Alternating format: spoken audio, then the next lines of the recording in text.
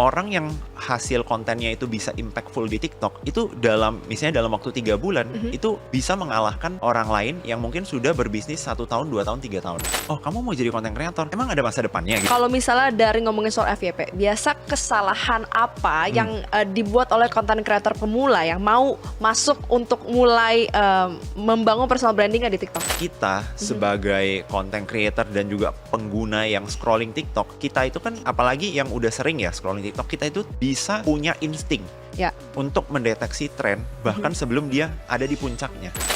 Suatu hari aku pengen ada murid yang secara followers itu aku lihat dari misalnya dari 0 atau dari awal sampai akhirnya dia ini bisa melewati jumlah followers aku, atau mungkin secara influence atau secara impact bisa lebih besar dari aku sendiri, karena menurut aku itulah titik dimana aku berhasil menjadi seorang edukator. Dan ada satu konten dari Koleo yang menarik, yaitu yang di usia berapa kamu mendapatkan 1 miliar. Itu kan yang sering Koleo tanyain juga. Dari Koleo sendiri di usia berapa dapat 1 miliar pertama? Wah, salah satu alasan aku ngonten di TikTok sharing soal edukasi FYP adalah dulu aku nggak punya ordal.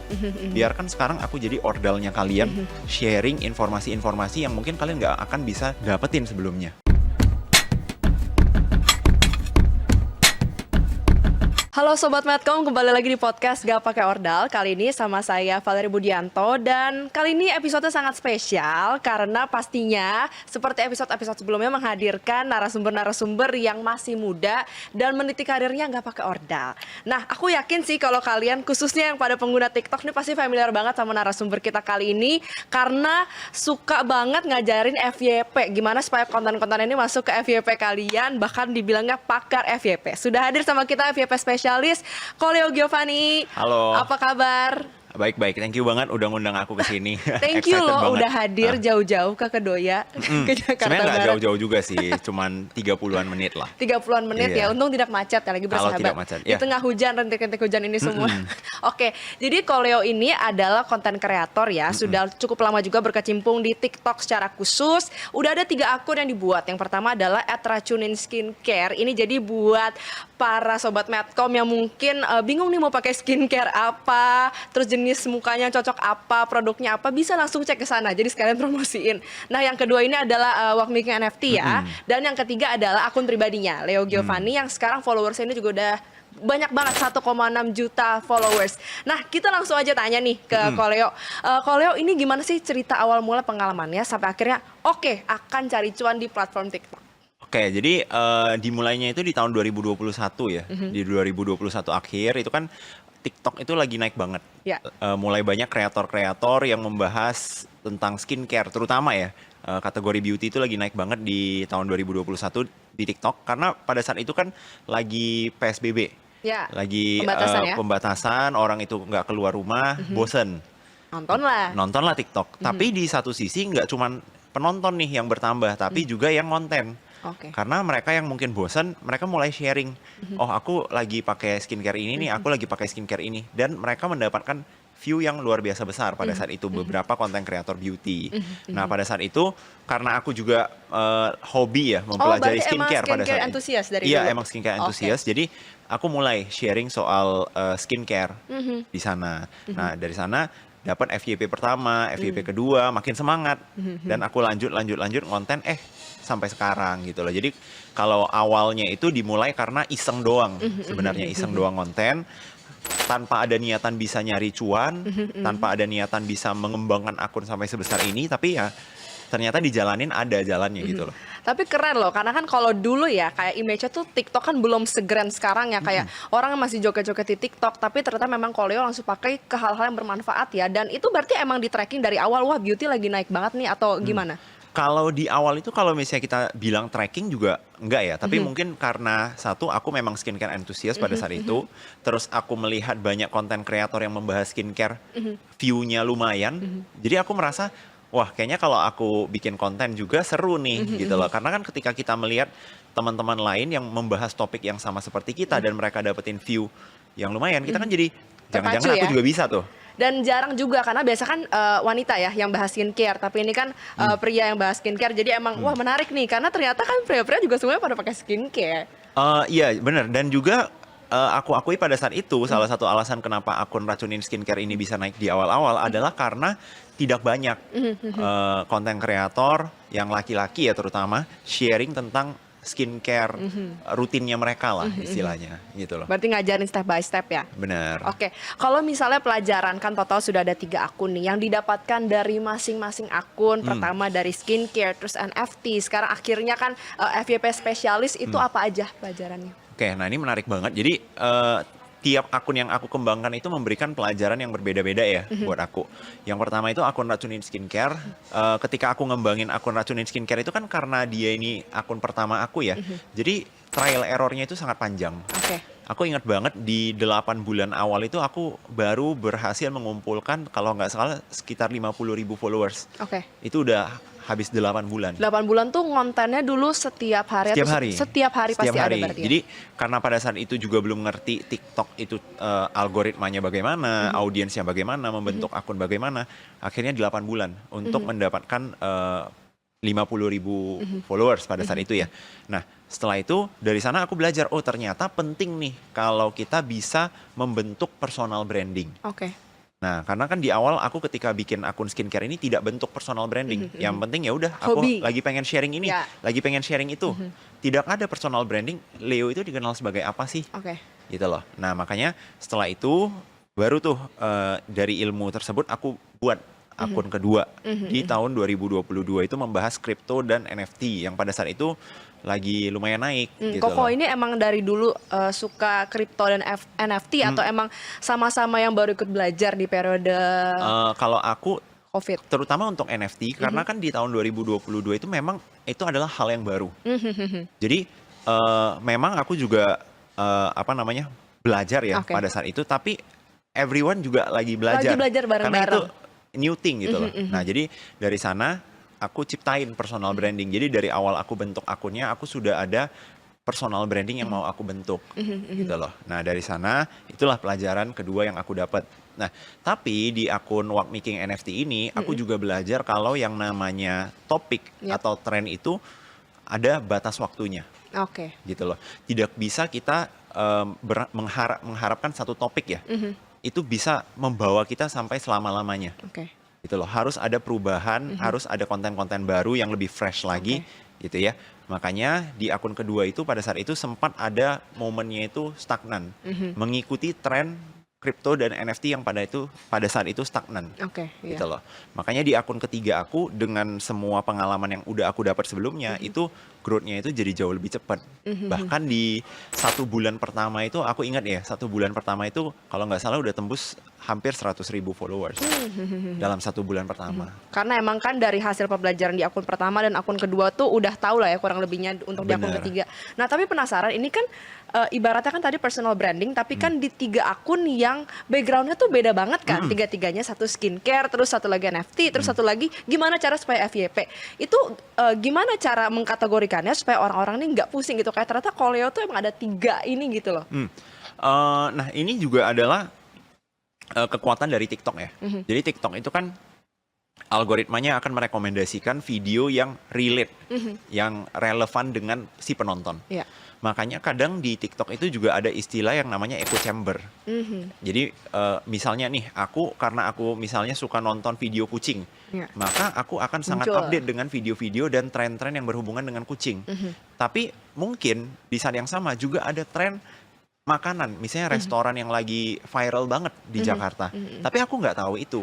Padahal teman aku yang lain yang mungkin minatnya adalah di makanan, mereka sangat tahu dan mereka merasa itu lagi viral banget. Tapi aku nggak tahu. Nah, itu echo chamber tersebut yang membuat 3 personality berbeda yang aku ciptakan itu bisa berhasil di setiap marketnya. Makanya kadang itu orang yang kenal aku di akun skincare, dia nggak tahu kalau misalnya aku punya akun FYP. Sama halnya dengan ketika orang tahu aku punya akun FYP spesialis, Ya. mungkin mereka nggak tahu kalau aku ada bahas skincare gitu loh. Tapi kalau misalnya dari aku dengar sekilas nih, apakah berarti emang kalau kita mau bikin personality yang berbeda, harus bangun akun yang sendiri-sendiri berbeda? Karena kalau misalnya di satu akun yang sama, kita bahas 3-tiganya juga algoritmanya nggak kebaca kan berarti ya? Akan lebih sulit membangun personal branding yang ibarat kata dianggap expert dan kuat apabila kita itu contoh nih, hari ini aku kontennya mukbang, besok aku bikin konten traveling, terus besok aku mau ngajarin soal konten. Maka penonton itu akan merasa kamu ini siapa gitu loh. Nggak kebaca ya? Nggak kebaca, dan personal brandingnya itu tidak akan kebentuk. Oke. Oke. Iya.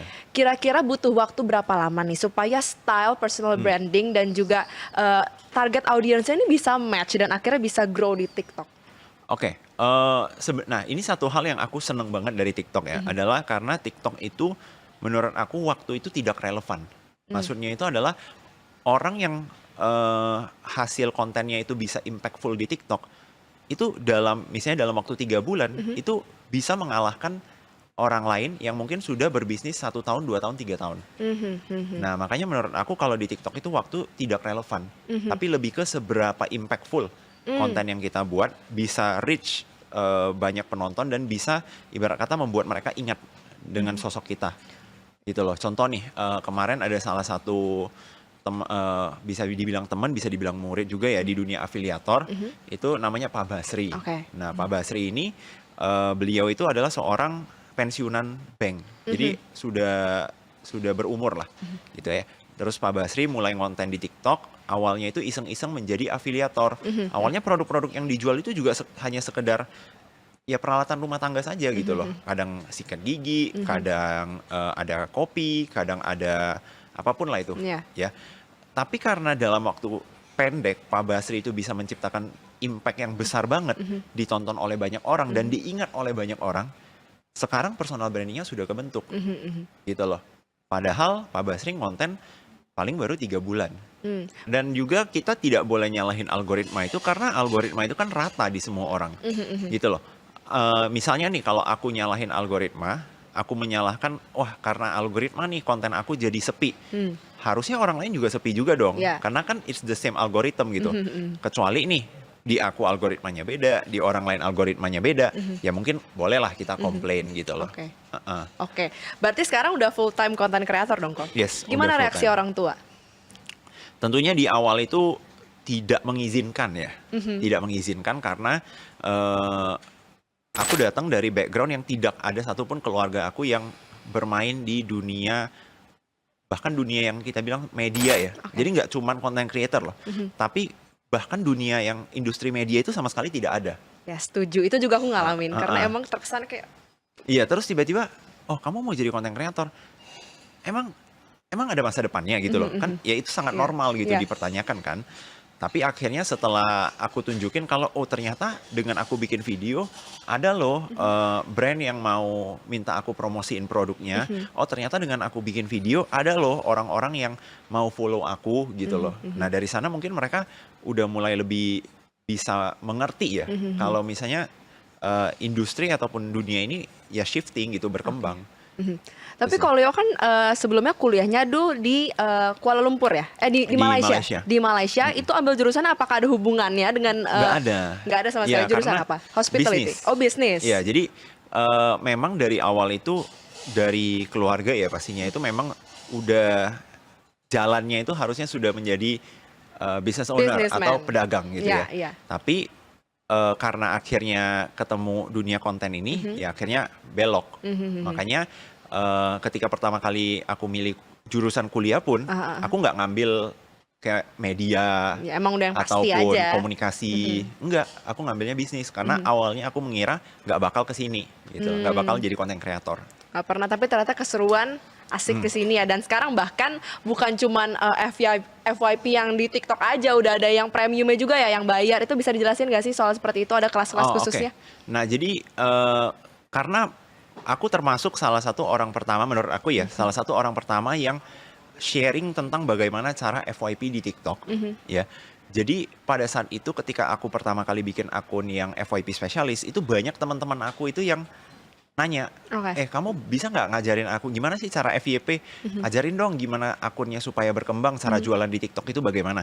Nah, karena aku melihat, wah sepertinya ini opportunity nih, karena orang-orang itu lagi pengen belajar TikTok loh. Makanya dari sana aku bentuklah produk-produk edukasi untuk mensupport mereka ini yang mau belajar gitu loh. Salah satunya itu sekarang aku juga udah launching ada 3 buku di TikTok. ya, yang membahas tentang FYP, ada yang membahas tentang iklan TikTok, dan juga ada yang membahas tentang live selling atau jualan di live gitu loh. Nah, ini adalah produk-produk edukasi yang aku sediakan untuk teman-teman yang mungkin mau belajar Berarti konten di emang TikTok. niat awalnya motivasinya untuk bantu orang. Di awal tentunya iya. Tapi gini, aku nggak pungkiri ya, ketika aku jualan buku itu tentunya itu ini sudah menjadi sebuah bisnis Ya, itu pastinya ya. pasti. Kenapa? Karena balik lagi untuk sekarang, contoh nih, tiap produk itu, tiap pembelian buku itu aku sediakan konsultasi sampai dengan 1 tahun dengan admin mentor yang udah aku latih gitu loh. Kalau biasanya orang beli buku kan ya udah beli buku, baca, kalau bingung kira-kira gimana? Itu sih harus didampingi terus sih biar gimana. Nggak bisa Iya. kita cuma belajar dari buku doang. Ya biasa kalau kita beli buku, kita baca nih. Contoh, wah di halaman ini aku udah mulai puyeng nih, apa ya? Ada yang mesti ditanyakan, terus Iya. dicatat nanti susah kalau Ya mungkin misalnya ya udah tutup bukunya, tinggalin, Tinggalin, nggak baca lupa lagi, abis lupa gitu ya. Nah, ini jadi satu problem kan. Makanya aku ciptain sebuah konsep baru, yaitu setelah tiap pembelian buku, teman-teman akan juga mendapatkan akses untuk Oke. konsultasi dengan admin mentor yang memang sudah kita latih, dan itu one on one, bukan di grup-grupan. Gitu, itu produk yang aku sediain sekarang. Karena sebenarnya yang penting dari membuat konten itu terlepas isi kontennya juga konsistensi nggak sih? Setuju. Yes, makanya banyak teman-teman di sini itu ketika awal-awal bingung kan gimana caranya ngonten, gimana caranya FYP. Sebenarnya awalnya itu konsisten dulu. Konsisten dulu, karena ketika kita nggak bisa konsisten, maka konten kita itu mau sebagus apa, secara audiens itu nggak akan kebentuk gitu loh. Karena kita nggak sering muncul istilahnya. Gitu loh. Tapi kalau misalnya sekalipun konten kita mungkin belum bagus, tapi hari ini masuk nih ke FYP-nya penonton. Orang Besok ada lagi. Wah, ini siapa nih ya? nih? Gitu kan? Kira-kira seperti itu Orang sih. penasaran, akhirnya kebentuklah audiensnya yang kita mau, personal branding itu, dan akhirnya bisa grow. Benar. Nah, kalau misalnya dari ngomongin soal FYP, biasa kesalahan apa yang dibuat oleh konten kreator pemula yang mau masuk untuk mulai membangun personal brandingnya di TikTok? Kalau di awal nih, biasanya itu menurut aku adalah satu, pastinya tidak konsisten. Ya. Yang kedua itu kalau sekarang adalah fokusnya itu sudah langsung mau nyari duit di momen itu juga. Iya. Nah, menurut aku itu agak salah ya. Gak ada yang instan, Karena semuanya nggak ada yang butuh instan, proses. bener. Jadi banyak banget orang-orang itu sekarang mau masuk TikTok, dan ibarat kata ketika konten dia mau cuan di momen itu juga. Padahal kan sebenarnya tidak bisa seperti itu. Nggak bisa. Harus membangun personal branding dulu, terus mencari apa produk yang cocok kira-kira dengan personal branding kita, baru kita tawarkan. Nah, kira-kira seperti itu. Jadi dua kesalahannya, yang pertama tidak konsisten, yang kedua fokusnya itu tidak di membuat value, tidak di create value untuk penonton, tapi langsung mau cuan di tempat. Itu sih. Aku penasaran, ini kan dari hasil yang lihat kalau scroll-scroll TikTok juga ya, kayak misalnya biasa tuh kita yang bikin tren atau kita mengikuti tren. Dua-duanya benar. Jadi gini, kadang kita sebagai konten kreator yang pemula akan sangat sulit kita untuk menciptakan tren. Oke. Karena kita itu belum punya audiens yang besar, belum punya influence power yang besar, akan sangat sulit kita menciptakan suatu tren, gitu ya. Makanya kita juga bisa mengikuti tren yang diciptakan mungkin oleh orang lain. Jadi dua-duanya benar. Nah, tapi tidak dipungkiri ya, ada juga kreator-kreator yang mungkin baru mulai, dia bisa menciptakan tren. Itu faktor hoki nggak sih sebenarnya? Nggak ada. Di satu titik ada, pasti kalau faktor luck itu tetap Itu ada. luck itu sangat Tetap diperlukan ada. juga ya. Nah, cuman karena kita itu kan goalsnya itu adalah mau FYP tidak cuma satu kali, Ya, tapi mau FYP secara konsisten. di setiap konten yang Iya, dibuat. diusahakan di setiap konten. Makanya bisa dibilang walaupun faktor luck itu ada, tapi kita tidak bisa menggantungkan sepenuhnya pada faktor luck, gitu loh. Contoh nih, misal ya, salah satu tren itu kita ambil contoh, masih ingat nggak di tahun lalu itu ada tren yang catwalk di Iya. jalan. Ya tahu. Ingat ya? Nah, itu kan kreator yang pertama menginisiasikan itu bisa dibilang bukan kreator yang sangat-sangat besar ya. Tapi bisa terinisiasi tren tersebut. Karena ada kreator lain juga mau ikut, akhirnya menciptakan sebuah kayak buzz gitu ya, Iya. Menciptakan sebuah tren, Iya. virality di sana. Nah, jadi sebenarnya balik lagi kalau pertanyaannya apakah tren kita ikutin atau diciptakan, dua-duanya bisa, gitu loh. Tapi kalau misalnya Koleo sendiri biasanya itu ngelihat-lihat yang lagi tren di TikTok tuh dari mana? Pastinya scrolling ya, Scrolling. scrolling. Karena kita tentunya bisa pakai tools ya. Sekarang banyak banget tools yang nyediain apa namanya data-data tren terbaru, sound yang lagi viral, sound yang lagi trending. Kayak yang tracking di situ. Iya kayak tracking bener. Cuman biasanya yang namanya tools itu kan mendeteksi sesuatu setelah sudah viral banget, Ya. setelah sudah di puncaknya, baru terdeteksi oleh Iya. tools. Dari segitu banyak pengguna Dari soalnya ya. segitu banyak pengguna. Nah, sedangkan kalau kita sebagai content creator dan juga pengguna yang scrolling TikTok, kita itu kan apalagi yang udah sering ya scrolling TikTok, kita itu bisa punya insting Ya. untuk mendeteksi tren bahkan sebelum dia ada di puncaknya. Oke, berarti pengalaman itu nggak bohong ya? Nggak bohong. Jam terbang itu pastinya nggak bohong. Mau di dunia content creating, mau di dunia bisnis, Kepekaan untuk kepekaan. melihat Bahkan suatu dunia opportunity ya. presenter sendiri kan Iya. juga tidak dipungkiri Kita jam akhirnya terbang bisa pengaruh. analisa juga sih kalau misalnya kayak presenter berita mana yang ini gue tahu ini pasti bisa buat viral, gimana cara menggait netizen saat ini kan beda-beda kan, ada baby boomers, ada Gen Z, itu semuanya sangat berpengaruh. Ya dan juga tentunya misalnya nih dari kakaknya interview aku misalnya hari ini ya. Tentunya ada banyak pertanyaan yang bisa dipilih, Ya. unlimited questions yang Yes. bisa ditanyakan. Tapi tentunya dari jam terbang itulah dipilih pertanyaan yang mungkin paling relevan dengan Viewers. penontonnya. Ya. Gitu. Dengan viewersnya. Oke, tadi kan juga ada dibuat banyak yang mengajarkan, tadi ada yang sudah pensiun, terus juga banyak mengajarkan yang muda-muda. Ada nggak sih kadang ngerasa takut kesaing gitu kan? Karena kan tadi yang seperti dibilang di awal, TikTok itu aplikasi yang kasih equal opportunity untuk semuanya. Bisa jadi nanti yang ternyata Koleo ajarin jauh lebih viral dan nantinya dia juga misalnya ngikutin. Ini misalnya Oke. ada yang ngikutin akhirnya juga ngajarin soal FYP dan jadi kalah saing dan tenggelam, itu gimana? Oleh murid aku sendiri. Malahan itu adalah goals aku. Oke.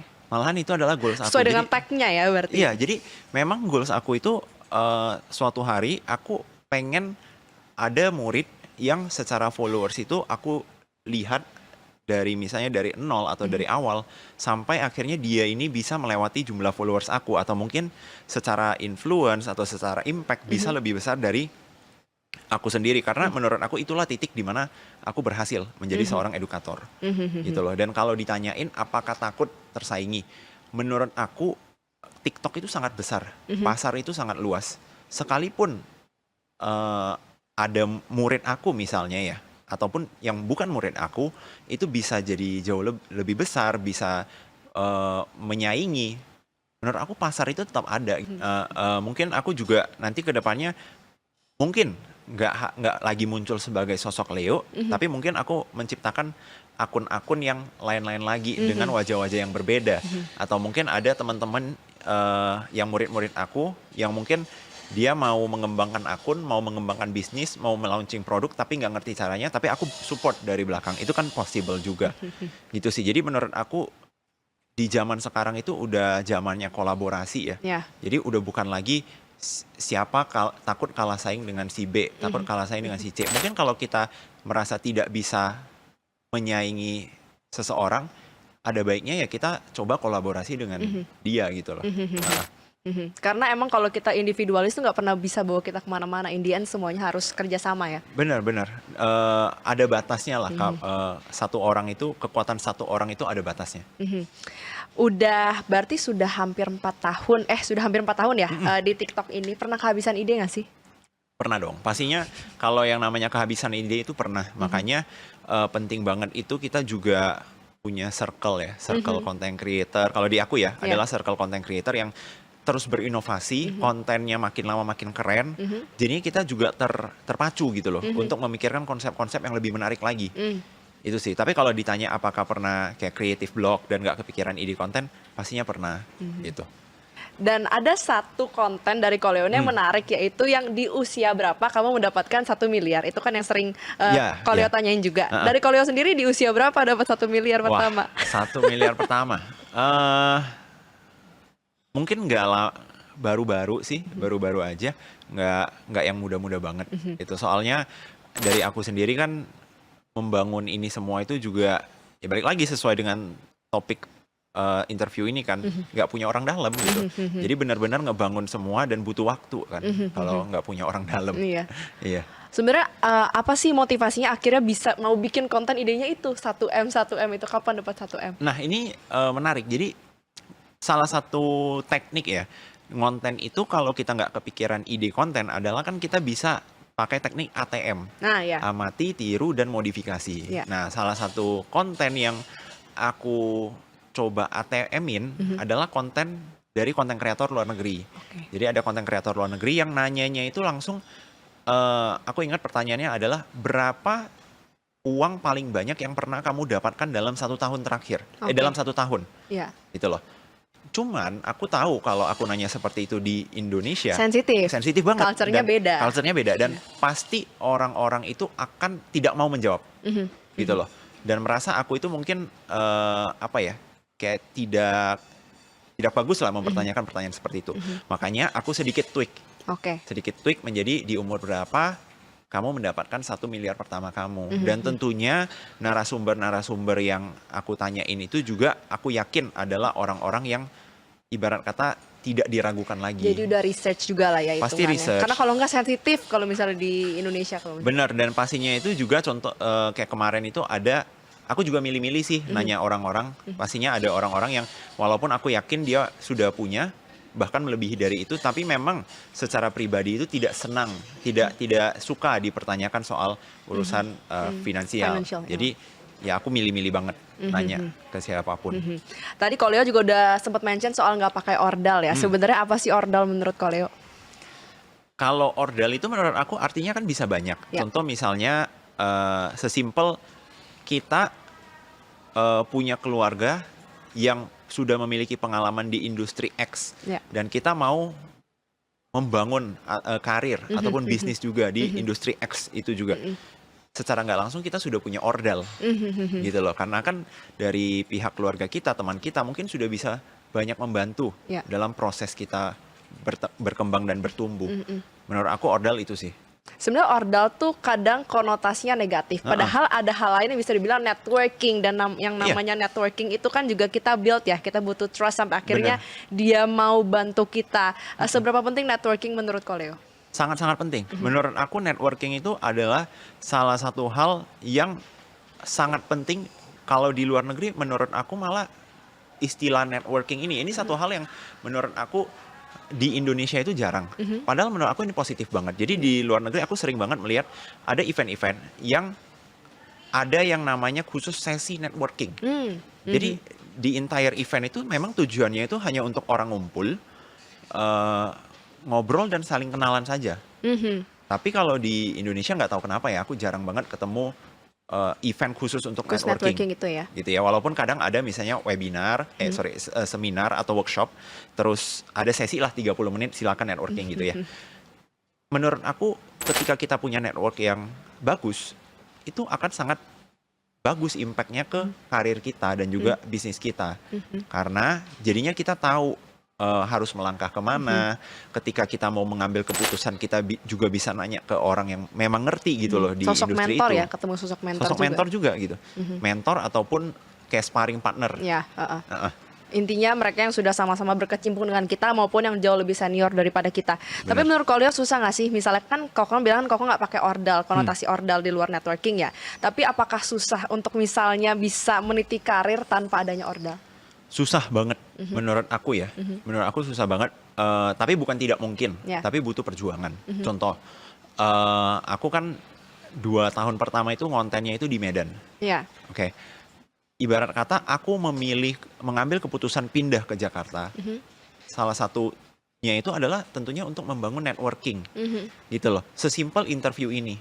Kalau misalnya aku mungkin masih stay di Medan dan tiba-tiba hari ini dikontak untuk yuk interview, mungkin tidak akan semudah itu aku langsung oke, gas datang. Iya, iya. Gitu ya. Dan ini tentunya adalah salah satu bentuk yang aku usahakan karena aku tidak punya ordal tersebut. Keluar dari zona nyaman, ngerantau Pasti. ke Jakarta.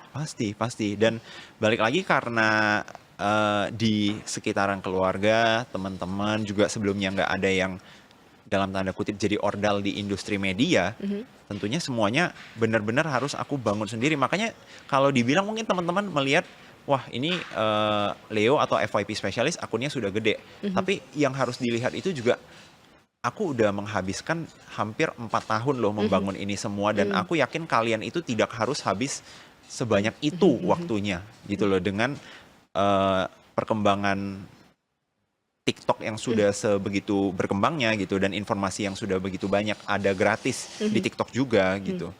Tapi sepanjang membangun karir 4 tahun ini, ada nggak sih yang nyinyirin atau nggak ada yang bilang, ah ini mah pasti punya ordal dan lain sebagainya? Pasti. Tapi menurut aku itu adalah sebuah kebanggaan buat aku. Ketika kita itu kerja sudah sangat keras, berusaha sudah sangat keras, sampai di titik orang itu tidak bisa mengerti gimana karyanya ini bisa tercipta tanpa adanya ordal. Menurut aku itu adalah sebuah pujian terbesar Achievement sih. ya? Achievement. Berarti bekerja keraslah sampai pencapaianmu dikira Dikira jalur ordal. ordal. Ibarat kata kayak kalau misalnya kita udah berusaha keras, terus difitnah oleh tetangga kita, wah ini kayaknya dia ini ada pakai Ada backingan. atau ada main hal-hal mistis gitu loh. Mungkin ya. Jadi menurut aku itu aku anggap sebagai pujian aja sih. Berarti dianggap sebagai pujian. Oke, sekarang kan udah dibilang sukses lah ya, udah kalau ya udah cukup Amin. sukses lah ya. Apakah ada goals-goals ke depan yang masih mau diraih gitu? Tentunya ada. Untuk sekarang pastinya itu kalau ngomongin tentang TikTok ya, jujur menurut aku udah lumayan selesai, walaupun masih banyak yang bisa aku. Sudah sangat menguasai ya, explore gitu. Hal-hal yang aku targetin di awal itu sudah tercapai semua. Oke. Walaupun masih banyak ya yang masih bisa aku kejar. Cuman sekarang memang benar-benar fokus aku itu lebih ke arah bagaimana aku pengen orang lain juga bisa merasakan apa yang aku rasain. Oke.